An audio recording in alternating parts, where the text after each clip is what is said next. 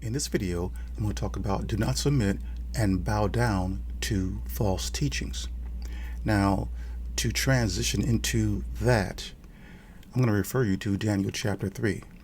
And most of you who read the Bible know this story. This is where King Nebuchadnezzar set up a golden image, and he impressed upon all in his kingdom at the playing of the national anthem, that is the music, that they bow down before his golden image, which was representative of his kingdom. Well, 3 Hebrew boys, Shadrach, Meshach, and Abednego, refused to bow down to Nebuchadnezzar's golden image. They spoke up for themselves and said, "We will not bow down to this image. We bow down and worship only God."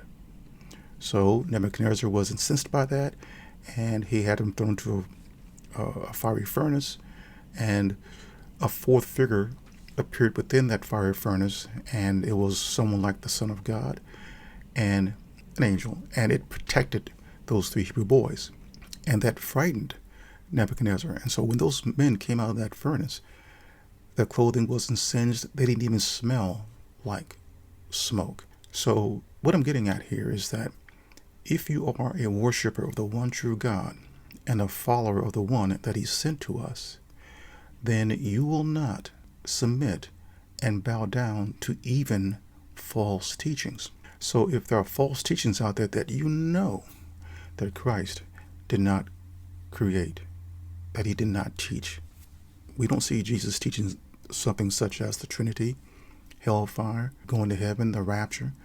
We don't see none of those teachings even coming out of Jesus' mouth. But yet there are many, millions who claim to follow him.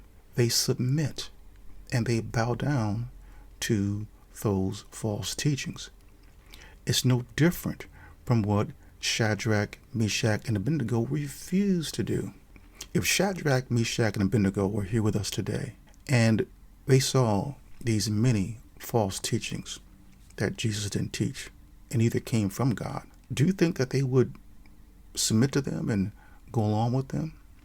I doubt that very much. I think that those 3 Hebrew boys would have taken the very same stance they took against a king, King Nebuchadnezzar, and would not have submitted to believing those false teachings. They would most likely would have spoken out against those things and would have called them what they were, a false image, false teachings. So the lesson here is that if you are a worshiper of the one true God and a follower of his Son, Jesus Christ, do not bow down and submit to false teachings. There are a lot of fast-talking, slick salesmen out there who will convince you that those false teachings are true teachings. And they look and they try with all their might to find loopholes to make it appear that those things are true, and they are not. Those teachings are simply representative of a false golden image that the God of this world wants you, and even I, to submit and bow down to. Don't do it. And as I said in previous videos, apply what's written at 1 John chapter 4, verse 1. Put those things that people say and teach to the test to see if they are from God or not. That's extremely important. Don't sit there passively and allow people to pour things into your mind and you simply accept it because you like that person. That person gives you some vibe that they're godly and holy because they can quote scripture. That's not what it's all about, people. And I've said this time and time and again, they can't save you. You have to work out your own salvation.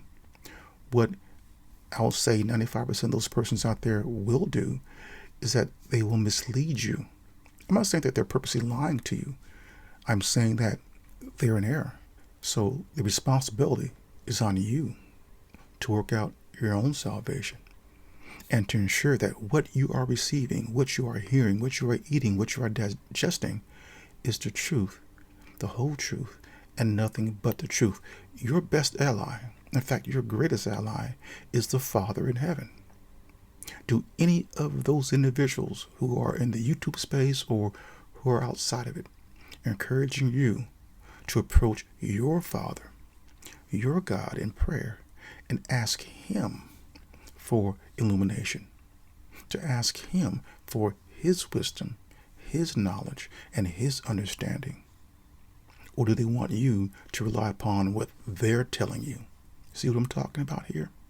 I'm going to encourage you. I encourage all to go to the Father and approach your Father and your God in prayer. And you ask Him. If you ask Him, you will receive. This is R. Jerome Harris. Thank you for listening.